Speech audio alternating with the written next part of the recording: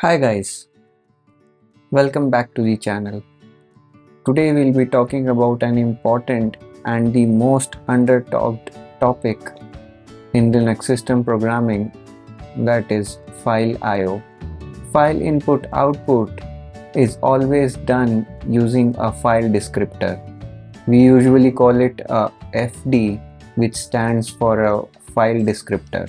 It is received as a return value from the open system call. Let's talk about file descriptor in more detail, and then we can move on to discussing how to write and read from a file. I already showed you that FD is received as a return value from open system call, and it is a integer value. To better understand how this FD is used to refer files on Linux system, we have to understand these three tables.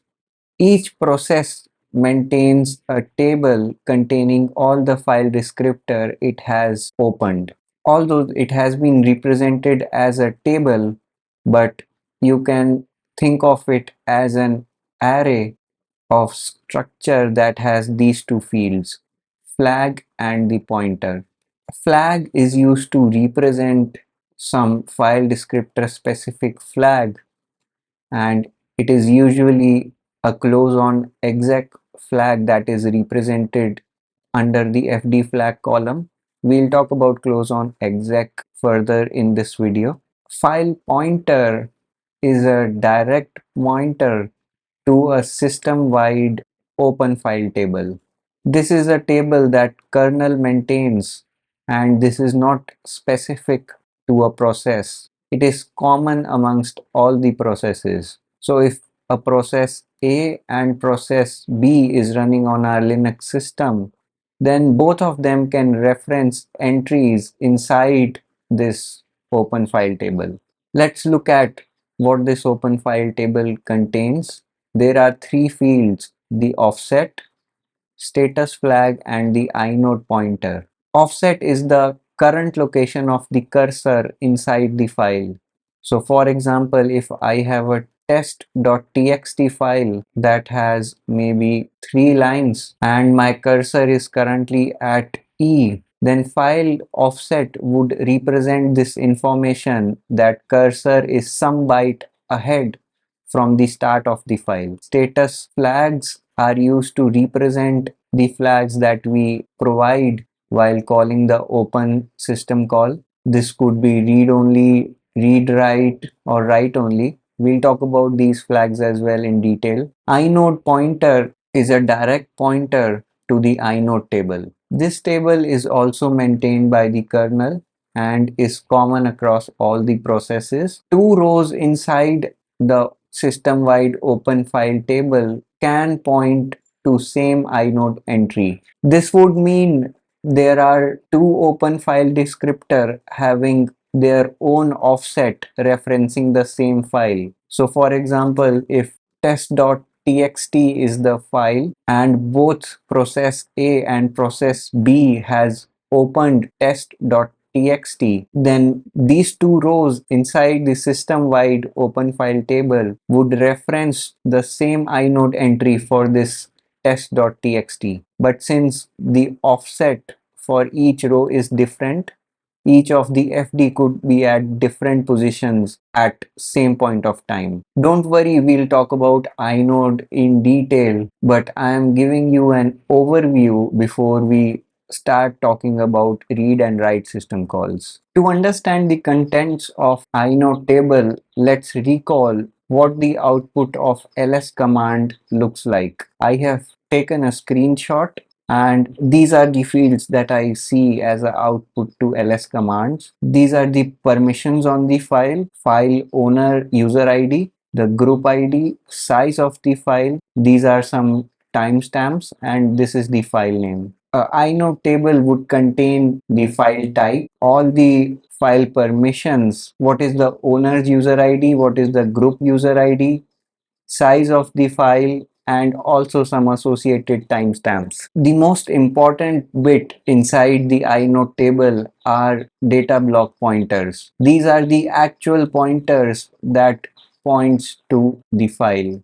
Don't worry if you are not able to understand the inode table. We'll try to cover inode table in detail in either this video or any of our upcoming video. These are few standard file descriptors that are opened on behalf of the process by the shell. This is because we mostly fire programs inside the shell, and shell is parent for most of the programs that we create, and shell already has standard output and input opened by default. Since shell is the parent for the process that we are creating, the child process inherits all these FDs. So the file descriptor 0, 1 and 2 is already opened in most of the programs that we fire inside the shell. These file descriptors gets modified if we use maybe a redirection operator or maybe a pipe.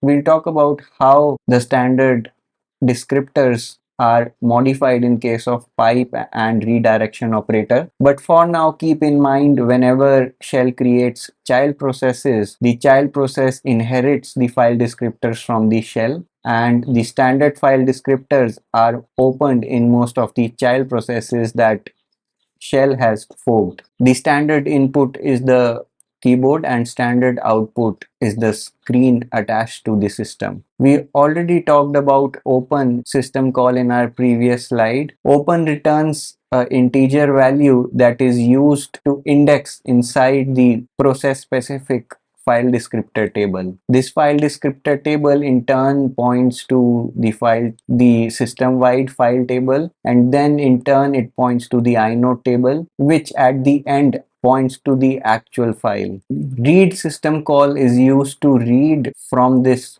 file descriptor into a buffer defined maybe by the programmer. We should make sure size of buffer is sufficient to accommodate count number of bytes. If the buffer size is say maybe 10 bytes and we ask the read system call to read 100 bytes, then this could lead to data corruption or segmentation fault inside our programs. Similarly, the write system call is used to transfer the contents of buffer into the file referenced by this file descriptor. Count represents the number of bytes that we want to transfer from buffer into the file. Both read and write on success return the number of bytes it was able to read in case of read system call, and number of bytes it was able to write in case of write system call. Number of bytes could be less than count as well. In scenarios where we provide a count value of say 1000 bytes, but file itself is only 20 bytes, then the read system call would be able to read only the 20 bytes and return 20 as a return value from this read system call. Similarly, the value returned by write could be smaller than the value we gave as an argument here inside count, maybe due to resource limit or the disk space has been exhausted and we cannot write more bytes into the file. Close system call is used to free up the file descriptor. This file descriptor becomes available for any subsequent open system call. With this, I mean if I am closing a FD which has a value of 100, and after closing, if I issue a open system call, there are chances I receive a return value of 100 from open. Whenever I close a file descriptor, this row is marked reusable and can be used to populate other file descriptor flags and file pointer. Let's look at open system call in detail and understand what are these flags and mode. So this is the formal function signature of an open system call. It returns the integer file descriptor on success and -1 on error scenario. It is defined inside unistd.h. As first argument, it takes the name of the file that we are intending to open. Flags is the second argument that controls the behavior of the file descriptor. Mode represents the permission that we place on the file. It is usually the permission bits that we see inside the output for ls. These represents the user permissions, the group permissions, and the other permissions that we set in place for the file that we are opening. If the file has already been created, then there is no point of this mode argument. Otherwise, if we are also creating the file using open system call, then we need to provide the permissions inside the mode argument. Flags is used to restrict the behavior of the file descriptor. It can be marked read only, write only, or both read and write. Writing onto a read only file descriptor results in an error scenario. Similar is the case for reading from a write only file descriptor. These are few other flags that are passed inside the flag argument. So we can pass multiple flags by doing a or between all the flags. So if we pass read only and create inside the flag, we are intending to create a read only file, and we have to place appropriate permissions inside the mode where we will mark this file as read only.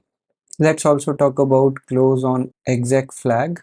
Close on exec would imply that if the process executes the exec command and runs a new program, then the file descriptor with which this flag was passed would be closed in the new running process. Let's understand this with an example. If the running process P1 has opened a fd to test.txt file, it does some operations with this fd and later in the program performs a exec to run a new program, maybe say P1 dash.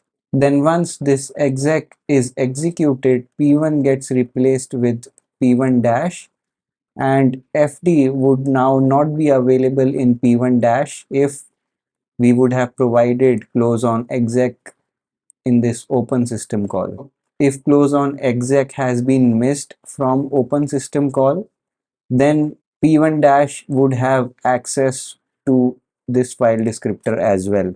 I have already talked about fork and exec in one of my previous video. I will leave a link to those videos maybe somewhere on the top right corner. You can have a look at fork and exec, revisit close on exec. O truncate, when provided with a open system call, truncates the existing file. So for example, if test.txt has been opened and it already contains few characters, then my current cursor would stand at this position, and if I write something onto the file, the previous characters would get overwritten. Append opens the file in append mode where the cursor stands on the last byte in the file, and if I run a write system call after opening the file descriptor with append flag, I'll be appending some bytes at the end of the file.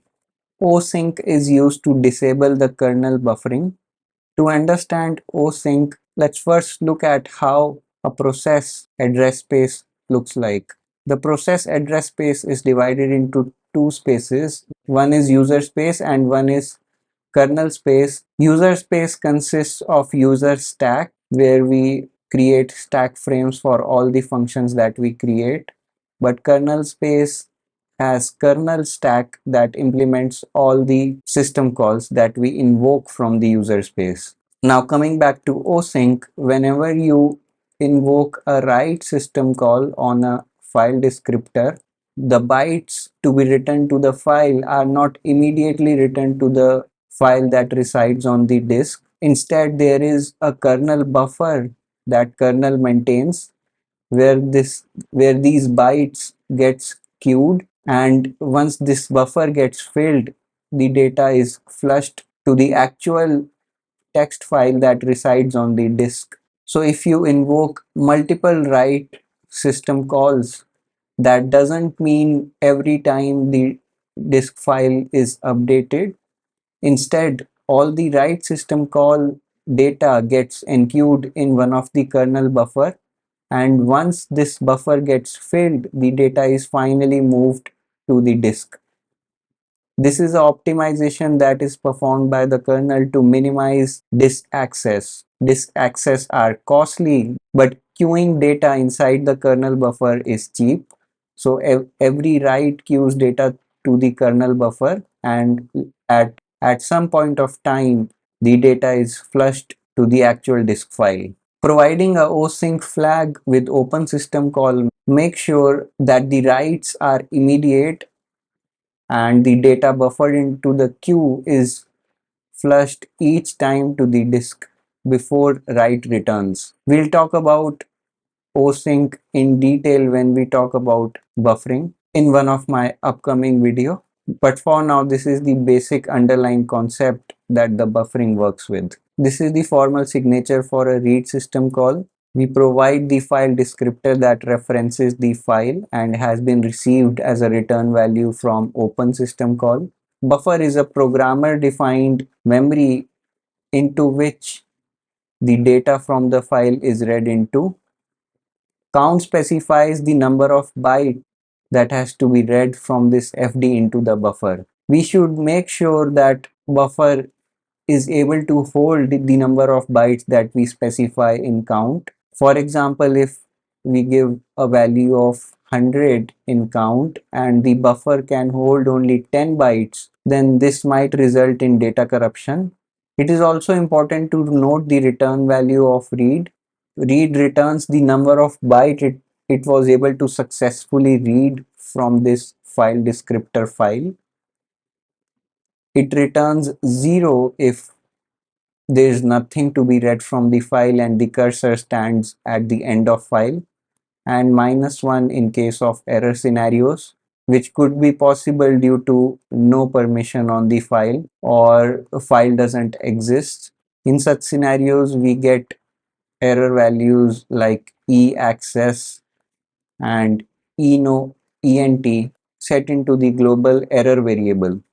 It is also important to note that there could be chances the number of bytes returned by read are lesser than the bytes specified in the count. For example, if we specify to read 100 bytes, but the file has only, say, 10 bytes, then it will successfully read only the 10 bytes and return 10 as the return value. Read never appends a null terminating character at the end of the sequence it has read from the file descriptor. This is because we can apply read on any kind of file, be it binary file. It can be also applied on pipes and FIFOs, which we'll discuss about in our later videos. If we are trying to read something directly from the standard in, which stands for the keyboard, then whatever has been read from the keyboard would be saved in buffer. We can provide count as 10 bytes, which will read 10 bytes from the keyboard and write it into the buffer. And if we try to print buffer on the screen, we'll be able to see the bytes that we entered along with some garbage values at the end. This is because read never appends null terminating character at the end of the sequence of bytes it reads. So it cannot be assumed that buffer is a string, and we have to make sure we manually append the null terminating character to denote the end of the string, and then only we can pass this string to the printf function to print it correctly onto the screen. This is the formal function signature for write. It is somewhat similar to read system call, but instead of reading from file descriptor into the buffer, it shows an opposite behavior where it writes whatever is present in the buffer to the file descriptor. The cursor is also updated to stand at the last written byte into the file. So for example, if cursor stands at this position and we write FGH into the file, then the cursor after completion of the write would stand after the last byte. Write also returns the number of bytes it was able to successfully write into the file and -1 in case of error. Write also shows a similar behavior to read, where the number of files written from the buffer to the file descriptor can be less than the number of bytes that we specify inside the count variable. This could be due to the disk space, where there is no available space to be written into the file. We also need to keep in mind that kernel performs buffering for each write that we execute. The bytes that we write into the file are not immediately flushed into the disk. Instead, they are held by some buffer in the kernel, and at some point of time they are flushed into the file which resides on the disk. As we previously discussed, we could disable this behavior by adding osync flag while opening the file descriptor from open system call. Close system call frees up this file descriptor and makes it available for any subsequent open system call. The row in the process specific file descriptor is deleted and made available to be used for other file descriptors. lseek is used to move the cursor inside the file referenced by this file descriptor. Offset is used to specify the number of bytes that we intend our cursor to move, and the last argument specifies the direction in which we want our cursor to move. There are three possible values that the last argument can take. It could be seek set, it could be seek current, or it could be seek end. The offset can also be positive or a negative value. Let's look at few lseek calls to understand how the cursor moves. If seek set has been given as the last argument, then whatever offset we provide is interpreted as an absolute value, and the cursor would stand at 0th byte after this call is executed.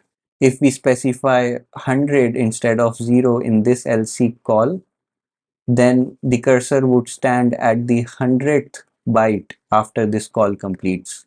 Seek end is used to represent the end of the file, and if 0 has been provided as the offset, then this call will make this cursor stand at the last byte of the file.